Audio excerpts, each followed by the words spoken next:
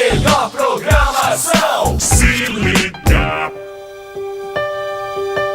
Momento de meditação. Melhor é a mágoa do que o riso, porque com a tristeza do rosto se faz melhor o coração. Eclesiastes 7:3. Quando a tristeza vem sob o poder da graça divina, ela tem um múltiplo ministério em nossa vida. A tristeza revela profundezas de nossa alma que não conhecíamos, bem como capacidades, experiência e serviço que ignorávamos. O sofrimento é o arado de Deus que resolve as profundezas da alma para que ela possa produzir mais abundante colheita. Num mundo decaído, o sofrimento desprovido, porém, do desespero, é um instrumento escolhido por Deus para nos revelar aos nossos próprios olhos. É na hora da luta, da dificuldade, que às vezes nos sentimos mais dispostos a usar toda a nossa capacidade em servir a Deus e ao próximo. Ninguém é grandemente usado por Deus sem antes ser quebrado. É o sofrimento que faz dilatar a alma. Rádio Viva, o melhor de Deus pra você. Agora na Rádio Viva, entrevista e bate-papo. Apresentação, André Vitói.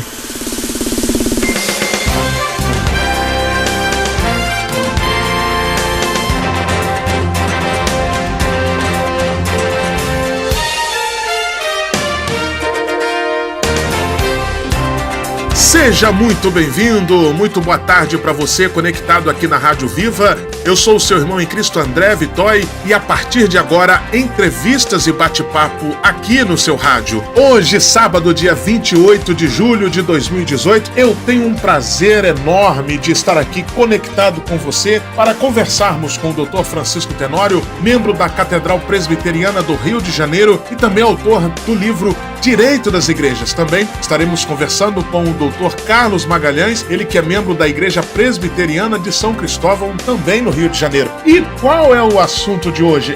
Nós vamos estar conversando sobre o livro de autoria do Dr. Tenório, Direito das Igrejas. Quero que você esteja com a gente até o final desta programação. Vai ser um bate-papo muito gostoso, descontraído e informativo para você entender de fato como que surgiu essa ideia e como que está sendo aí distribuído, como que está sendo a aceitação das pessoas a mais este material, o livro Direito das Igrejas. Vamos fazer o seguinte, eu vou dar um rápido intervalo e daqui a pouco eu já volto com a nossa entrevista de hoje.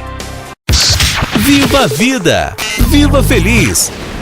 Você sabia que você pode ouvir nossa web rádio também em sua caminhada, no ônibus ou até em seu carro? Basta baixar e instalar o aplicativo Radiosnet em seu celular ou tablet. É de graça! O Radiosnet é o mais leve e rápido aplicativo para se ouvir rádios online e está disponível para Android e iOS no site radiosnet.com. Febre, dor de cabeça, manchas pelo corpo, dor atrás dos olhos e nas juntas. Se você sentir algum desses sintomas, procure uma unidade de saúde do SUS. Pode ser dengue, chikungunya ou zika. E se sentir fortes dores na barriga, volte imediatamente à unidade de saúde. Pode ser a forma grave das doenças. Não dê folga para o mosquito da dengue. Ministério da Saúde. É o governo federal trabalhando para o Brasil avançar. Nunca sabemos quando um assalto pode acontecer. Estamos sempre vulneráveis a esse tipo de ação. Mas caso ocorra, mantenha calma, não reaja em nenhuma circunstância. Sua vida vale mais do que uma luta corporal. Procure não carregar objetos de valor, grandes quantias de dinheiro ou cartões de crédito, se não houver necessidade. Para se sentir mais confortável, observe atentamente as pessoas em atitudes suspeitas próximas ao local que você está. Evite lugares sem iluminação e com pouco movimento. Rádio Viva! O SUS está promovendo a campanha de vacinação contra a gripe. É só uma picadinha de leve para deixar sua imunidade mais forte. Febre, tosse, dor na garganta, dor de cabeça. Ninguém quer sentir aqueles sintomas tão indesejados de uma gripe, não é mesmo? Em casos graves, pode causar falta de ar, febre por mais de 3 dias, dor muscular intensa e prostração. A vacinação é essencial para manter a gripe longe. Proteja a sua saúde, a sua vida em primeiro lugar. Todo mundo tá ligado, todo mundo tá ouvindo. Rádio Viva, o melhor de Deus pra você. Entrevista e bate-papo. Apresentação, André Vitói.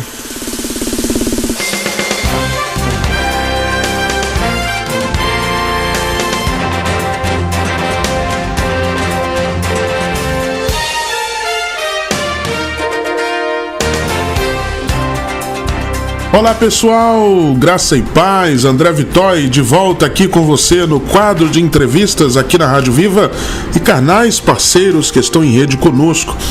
Hoje iremos conversar com o Dr. Francisco Tenório, que é advogado, membro da Catedral Presbiteriana do Rio de Janeiro e autor do livro Direito das Igrejas, e também com o Dr. Carlos de Castro Magalhães, advogado e presbítero da Igreja Presbiteriana do Brasil, no bairro Imperial de São Cristóvão, sócio do escritório de advocacia Castro Magalhães, na Tijuca, Rio de Janeiro, e editor dos programas O Povo da Justiça e Cristofobia. Doutor Tenório, graça e paz, seja muito bem-vindo.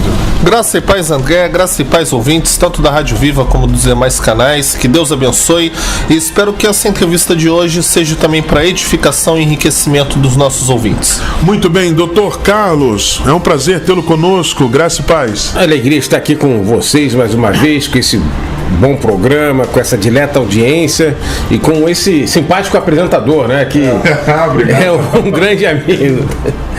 Então, muito bem.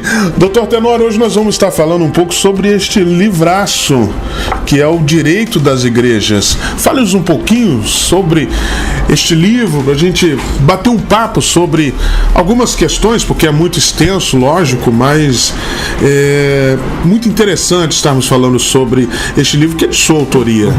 Sim, André. Primeira coisa é como nasceu o Direito das Igrejas.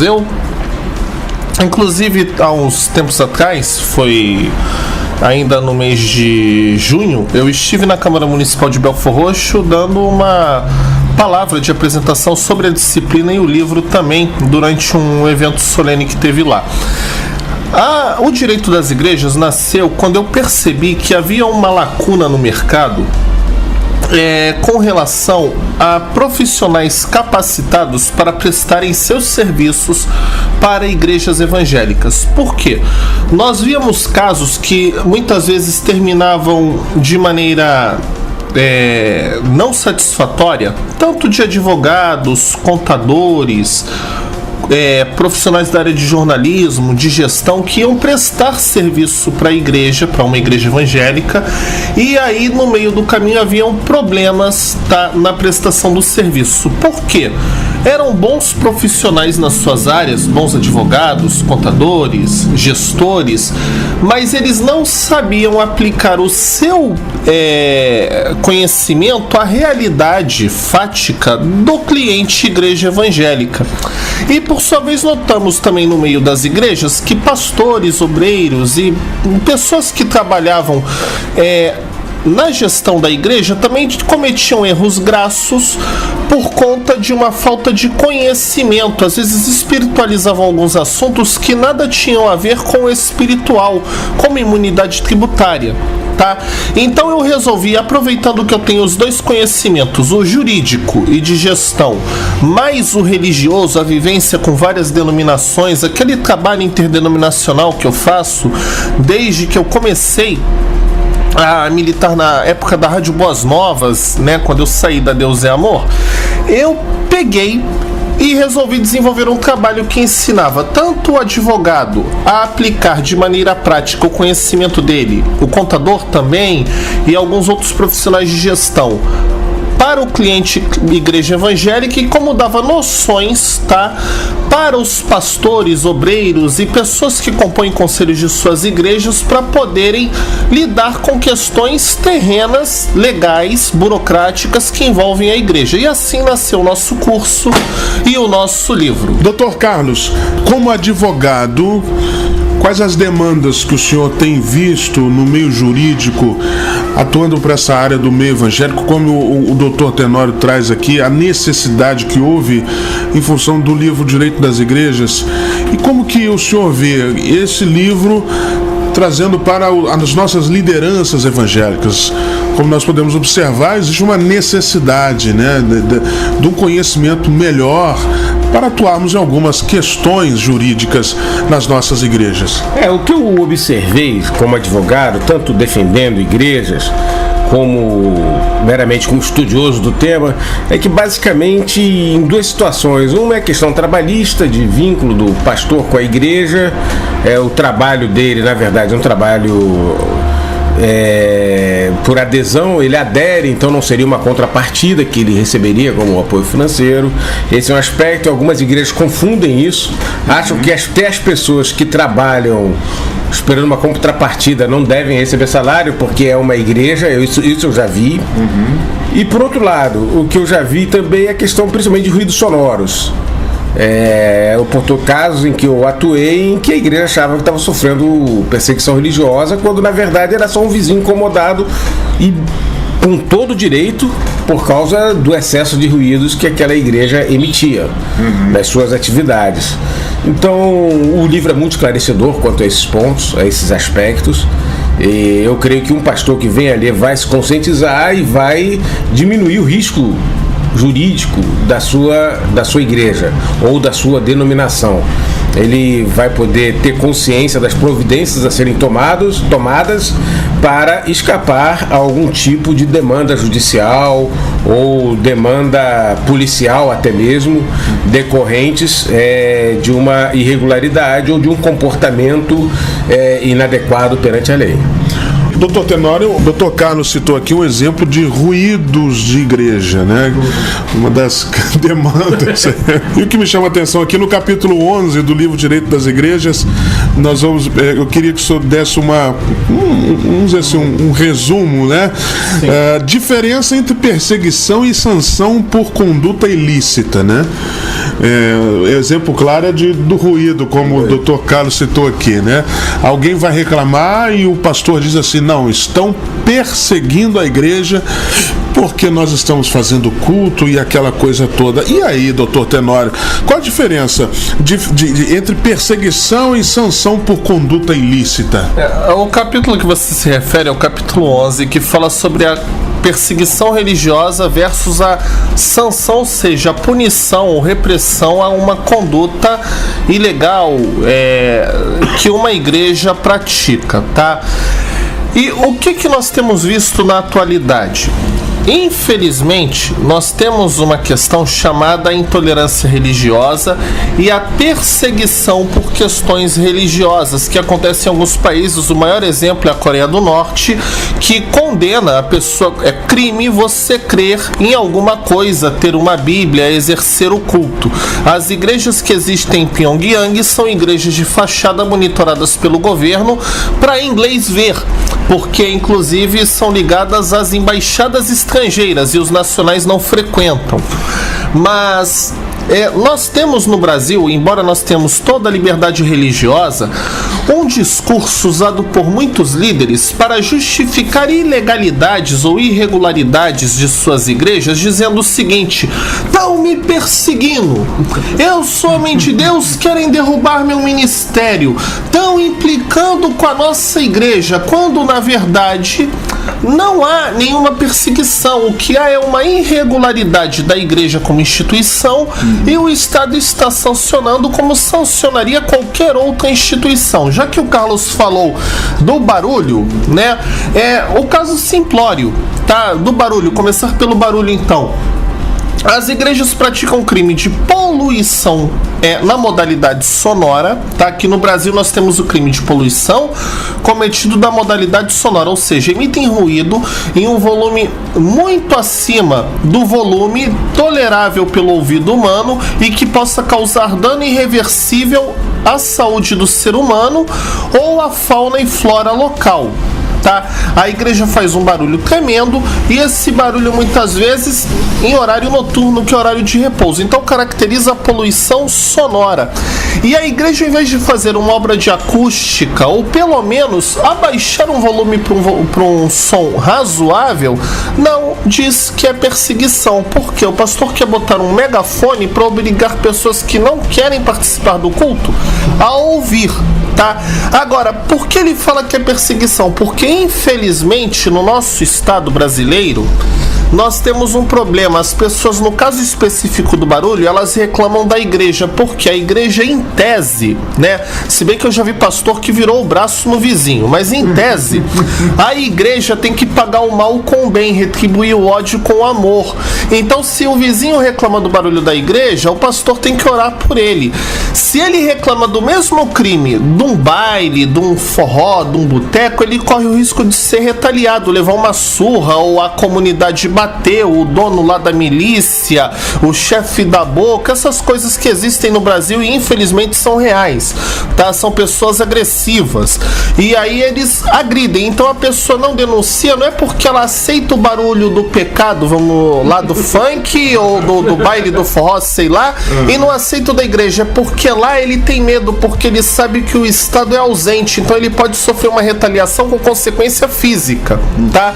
Mas não é perseguição, é um ilícito, crime ambiental. Você, inclusive, me desculpem os pastores aí do barulho, tá? Mas você está estragando a saúde dos seus membros, eles vão ficar surdos. E se você não tem aí o dom para curar a surdez, eles vão ser consumidos pelo devorador daquele aparelhinho auditivo, tá bom? É verdade. O doutor Carlos, o exemplo mais claro é o barulho, mas também aquele pastor que vai lá, vamos construir a igreja, né? E faz não consulta se a igreja tem, se a cidade tem um plano diretor, né? As leis orgânicas do município. E aí ele vai lá, constrói. É o fato de lá em Brasília houve a demolição de várias igrejas construídas irregularmente e que foi classificado também como perseguição religiosa. Existe uma diferença. Como entender, doutor, o que é de fato perseguição religiosa e o que é a exigência do cumprimento das leis? Nós vamos ter que olhar as questões conceituais e ver o quanto de fato da realidade se encaixa dentro do conceito, né? Então, por exemplo, o caso de Brasília foi um caso até bem assim, emblemático, porque eu tive a oportunidade de conversar com um pastor lá de Brasília que ajudou estas igrejas na negociação com o governador do estado. Inclusive, na casa desse pastor foram feitas algumas reuniões para tratar disso. E o que acontecia lá em Brasília é que eram igrejas sem habite.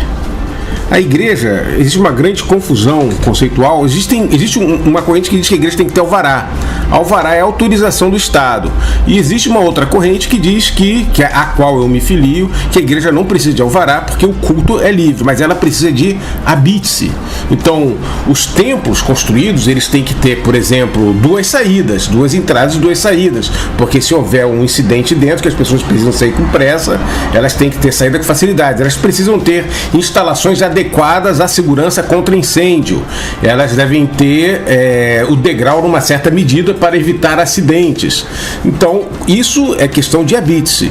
O que eu fiquei sabendo é que esses templos que foram interditados em Brasília, eles não tinham habite e também eles comprometiam a rua, o ambiente, quer dizer, eles causaram um impacto ambiental, principalmente quanto a trânsito, afluência de trânsito e deslocamentos muito, muito grande. E houve, para levantar a atenção na época, porque é uma cena muito, muito dramática, você vê autoridades policiais chegando e fechando uma igreja. Quem vê, sem conhecer a história por trás, como se compadece da igreja, como nós nos compadecemos de uma família sendo despejada, por exemplo. Né? Quem na advocacia já viu um despejo sabe que é uma coisa dramática a situação de um pai que às 6 horas da manhã liga para você, advogado, estou sendo despejado. O que o senhor pode fazer por mim? Então você se compadece mesmo sabendo que ele está sendo despejado porque não pagou o aluguel. Entendeu? É a mesma coisa, a igreja está sendo despejada, é triste, ela está sendo, os tempos está sendo devolvido, mas não tinha habite, era igreja que se pegasse fogo, muitas pessoas iriam morrer. Se o teto poderia desabar, havia várias condições ali. O ideal é sempre a igreja buscar ter um controle da situação. Ela se antecipar. Nós sabemos que muitas vezes a igreja precisa constrói um templo, ela quer ocupar logo aquele templo, até para os membros verem que o dinheiro está sendo empregado na construção e aí continuarem a contribuir. Mas ela tem que ter o controle desses processos de legalização, né? O doutor Tenório, no capítulo 11, o senhor cita alguns exemplos de situações de igreja nesse sentido, e o que me chama a atenção, e que eu também fui testemunha, vamos dizer assim, não ocular, porque eu não era nascido, mas ouvi casos. O senhor cita o exemplo da Igreja Deus é Amor, numa situação de Madureira, no estado, na capital do Rio, e que lembra também um fato da década de 70 em Neves, São Gonçalo, e que eu, quando era criança, ouvia muito esse comentário sobre a perseguição religiosa que houve. Se nós fizermos uma comparação, na década de 70 a informação não era tão... Hoje nós temos acesso à informação. Às vezes a pessoa pode dizer assim, eu sou pastor, mas eu não entendo de direito, mas com o livro Direito das Igrejas ele pode ter uma noção de muita coisa, não pode, pastor? Pode sim, e não é só com o livro. Hoje em dia a informação ela é disponível para todos na internet, tá?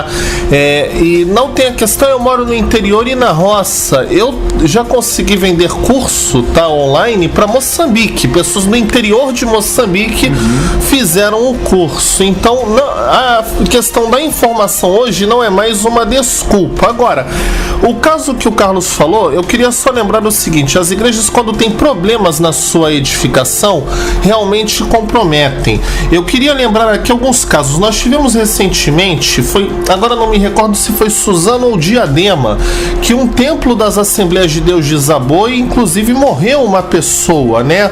Além desse caso, nós temos outros emblemáticos. Houve um desabamento de uma igreja universal em Osasco uma vez. Vocês devem lembrar desse caso, que também houve a morte de pessoas. A sede da Renascer em Cristo, que era uma catedral com, em tese, todas as licenças, um templo sede, quando desabou na Avenida Lins de Vasconcelos, também provocou mortes. Por quê? Porque a manutenção não estava sendo feita corretamente. Eu lembro também do caso da Igreja Deus é Amor de Neves, que o problema lá foi superlotação, tá? Quando falamos de superlotação, nós não podemos pensar só no templo em si, mas igrejas que organizam eventos sem uma infraestrutura. Houve um caso recente em Angola, tem poucos anos isso, uma vigília de virada de ano, que eles chamavam Dia D, que eles fizeram um evento com uma proporção maior que a capacidade do estádio, onde era a vigília, e por conta disso houve lá um tumulto e pessoas morreram pisoteadas, tá? Então é uma questão de irresponsabilidade. O caso que eu cito especificamente foi um que eu acompanhei de perto. Eu ainda não era advogado, ainda era estudante na época, mas era da época do apóstolo Sérgio Soria. Eu tinha um trânsito na gestão da Igreja Deus é Amor aqui no Rio, quando lá era membro, até 2004, e foi alugado um imóvel ali na Edgar Romero, perto já de Vaz Lobo, para fazer uma sede regional. E esse imóvel, os irmãos lá que foram inspecionar e para assinar o contrato, olharam bonitinho, aquele forro novinho, o salão todo limpo, né? Ainda não estava com piso e tal, mas todo preparado para receber alguma igreja, alguma loja, alguma coisa como inquilino. E assinaram um contrato. Só que eles não tiveram cuidado, estava muito calor, de subir no telhado para inspecionar em cima do forro, a laje, o telhado. O que aconteceu? Uns meses depois do salão aberto, 3 ou 4 meses depois, eu inclusive estava nesse culto, num pedaço da igreja mais para trás, estava do meio para trás, aí o culto estava vazio, pouca gente, caiu um pedaço do forro e junto um reboco da laje, tá? E aí foi quando, naquela coisa de cair, graças a Deus não atingiu ninguém, alguns irmãos pegaram e foram olhar, começou aquele tumulto e tal, aí alguém ligou para a Defesa Civil. E a Defesa Civil chegou e constatou que tinha uma rachadura estrutural na laje de ponta a ponta e o prédio podia arriar a laje. Era um prédio térreo, mas com aquela laje maciça que podia vir abaixo. E o fiscal da Defesa Civil ainda esperou acabar o culto para depois interditar a igreja, o que inclusive foi um ato de responsabilidade. Por quê? Se a autoridade verifica uma irregularidade num prédio que há risco, tá? e ela não faz a interdição de imediato, ela pode responder por omissão. E no caso, você poderia inclusive interromper o culto, tá? O que em tese é crime, você atrapalhar uma celebração religiosa, mas ali havia um risco de vida, de acidente. Então ele deveria ter interrompido o culto e evacuado o imóvel, tá? Não o fez na hora, lacrou depois. E alguns obreiros chegaram falando, é o diabo perseguindo e tal, e começou aquele discurso, principalmente dos que assinaram lá, foram fazer a inspeção do contrato. E aí, infelizmente, a igreja se deu mal. Por quê?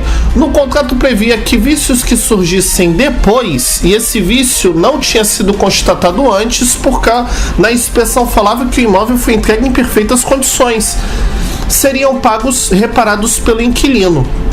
E aí a igreja teve que arcar com a obra, acabou depois desfazendo o contrato, eles entregaram o salão lá, pagaram uma multa e alugaram uma igrejinha miúda que também tem problemas, porque ela não tem ventilação e tem uma saída única para a rua, né? E um banheiro que não é compatível com o movimento, um banheirinho pequeno.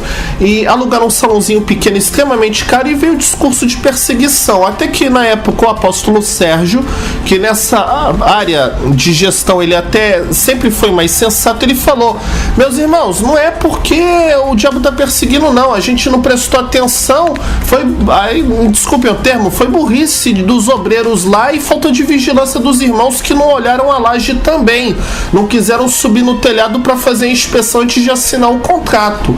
Vamos ter que pagar isso aí, infelizmente é o devorador que prejudicou a igreja. Aí foi uma fala mais ou menos assim, não são termos exatos, fazem muitos anos, eu não lembro mais a fala dele de cor, mas foi nesse termo que aconteceu esse incidente. Agora, para evitar isso, nós temos que ter vigilância. Eu vou citar aqui apenas, tá? Um artigo, o artigo 6º da Constituição do Chile, para vocês verem como é importante a questão do templo ter uma boa estrutura com relação à segurança e higiene. Diz assim, ó, as confissões religiosas poderão erguer e conservar templos e suas dependências debaixo das condições de segurança e higiene fixadas pelas leis e ordenanças. E aí segue as igrejas e confissões falando da imunidade tributária, mas a imunidade do templo pela Constituição do Chile já prevê que o templo tem que ter segurança e higiene. E hoje nós vemos muito o que? Igrejas sem infraestrutura de segurança. Eu citei alguns casos aqui, com imunidade e sem higiene. Quando eu visito uma igreja para dar uma consultoria, tá? Que eu dou muita consultoria para pastores, né? Fazendo trabalho preventivo ou de bastidor com problemas de igreja para eles não irem pros tribunais. A primeira coisa que eu visito na igreja é o banheiro, e não é o do líder não, o banheiro que o povo usa. E olha, eu conto nos dedos as igrejas que tem um banheiro com condição de higiene para não transmitir ali, ser um foco de doenças ou infecções para a população. A maioria está numa situação depreciável. E me desculpe até a colocação, mas em geral pela forma como a igreja, e não só a igreja, mas as empresas também, as instituições tratam as instalações sanitárias de uso do público, você tem uma noção do cuidado que ele tem com o povo, porque ali é intuitivo, é subjetivo, é uma coisa que as pessoas não olham quando chegam no estabelecimento, mas que é fundamental para asseio e conforto dos que ali frequentam. O assunto é muito mais sério do que a gente pensa, né, o doutor Carlos? Agora, qual o melhor caminho, doutor? Mesmo aquele que, ouvindo a nossa entrevista, fala assim, poxa, mas eu não tenho um conhecimento tão profundo assim. Qual o melhor caminho para se fazer o correto? O melhor caminho é comprar o livro do Dr. Tenório.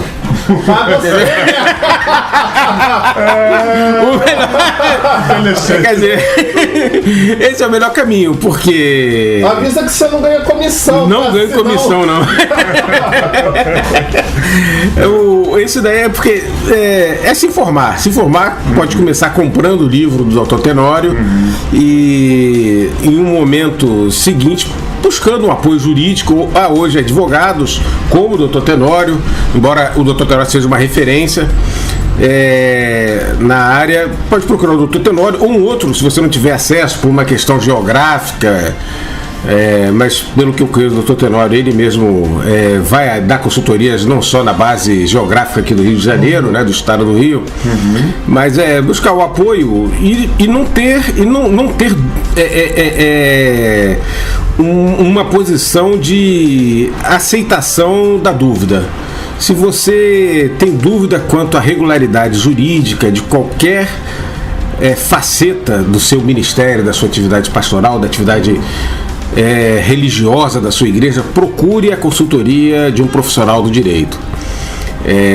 Hoje aqui nós temos aqui do nosso programa do Dr. Tenório, que ele tem capacidade de fazer um chamado que nós chamamos de 360 graus. Ele tem capacidade de ver todos os ângulos, como o livro demonstra, que é um livro abrangente que procura alcançar todas as áreas que envolvem as atividades civis, as relações civis de uma igreja, né? Mas se você não tiver acesso a ele, procure um outro advogado próximo de você, sempre um advogado de confiança, e procure se informar. Não é um dinheiro mal gasto. O dinheiro que você vai pagar nessa consulta, nessa consultoria, não é um dinheiro mal gasto, porque é um dinheiro que vai evitar muitas vezes problemas futuros, que pode até comprometer a vida de uma igreja. E às vezes um acidente numa igreja, como um desabamento com mortes, como um ruído sonoro, vai marcar para sempre a sua igreja, negativamente, perante as pessoas que morreram, perante a vizinhança, os vizinhos que sofrem com ruídos sonoros vão se lembrar sempre desse evento, de terem sido atrapalhados no seu sono, no seu descanso, no seu repouso. Então é um investimento bom, e mais, acima de tudo, é um sinal de cuidado cristão, porque implica num cuidado com o próximo. Eu creio que se Jesus estivesse hoje construindo uma igreja, um templo, ele tomaria todas as precauções possíveis para não violar as leis do país em que ele estivesse. Doutor Tenório, obrigado, doutor Carlos, pela sua participação aqui na nossa entrevista. Doutor Tenório também, muito obrigado. Agora, fazer o certo, né, doutor Tenório? Sempre, e como o doutor Carlos disse, comprar o livro Direito das Igrejas, né? Se comprar o livro, vamos ficar muito felizes por isso, viu? Eu tenho fé em Deus, eu já profetizei, eu vou vender mais livro que Paulo Coelho, hein? Se Deus quiser. Mas, vamos lá, André, o caminho é andarmos corretamente, tá? Prezarmos sempre pelo bem-estar dos membros das nossas igrejas com relação à instalação de templos. E se você, meu irmão, não tem hoje dinheiro, você é pastor e não tem dinheiro para montar uma igreja com uma estrutura como pede a lei, não se preocupe. Agora, não faça errado. Dê preferência ao trabalho então de igreja doméstica, ponto de pregação. Procure fazer as reuniões de maneira, por exemplo, se é ponto de pregação na garagem de uma casa, evite problema de superlotação, procure um espaço adequado. Não tem um espaço adequado, faz ar livre. O ar livre não tem grandes problemas de segurança, de desabamento, de incêndio, nem nada disso. E no ar livre dá para ganhar muita alma para Jesus e fazer muita coisa boa para Jesus. Eu mesmo já participei como um dos líderes da Igreja do Abacateiro, né? Nós pregávamos embaixo de um abacateiro ali na Praça 22 de Abril, no centro do Rio, na hora do almoço, e era uma bênção, tá? Eu espero em Deus que esse debate tenha edificado sua vida e que você passe a atentar tanto para a questão do barulho como para a questão também da segurança no templo em si, no prédio em si, que você tenha enxergado através desse exemplo. Também enxergue outras situações onde muitas vezes o Estado está combatendo uma ilegalidade e a liderança vai falar que é perseguição religiosa, e você naquela hora vai ter a sabedoria dada por Deus para falar: pastor, não é perseguição não, nós é que temos que nos consertar. Ok? Era a nossa mensagem de encerramento. Muito bem, doutor Tenório, contatos para alguém que quiser adquirir o livro, conhecer mais sobre esse trabalho. Bom, no Facebook, a nossa fanpage Somos Todos Tenório, e a minha hashtag no Face também é hashtag Somos Todos Tenório, tá ok? Meu contato de WhatsApp, DDD 21 98105 8078, repetindo, DDD 21 9 981058078. Muito bem, este foi mais um quadro de entrevistas aqui na Rádio Viva e também a todos os canais parceiros que estão em rede conosco. Muito obrigado pela sua audiência. Não se esquecendo de acessar o nosso site radioviva.net.br. Dr. Carlos, seus contatos. Então, por solicitação sua, vou deixar aqui rapidamente o meu número do WhatsApp, é DDD 21 99627 5880. Obrigado a todos, um grande abraço e até lá. Você ouviu na Rádio Viva Entrevista e Bate-Papo com André Vitói.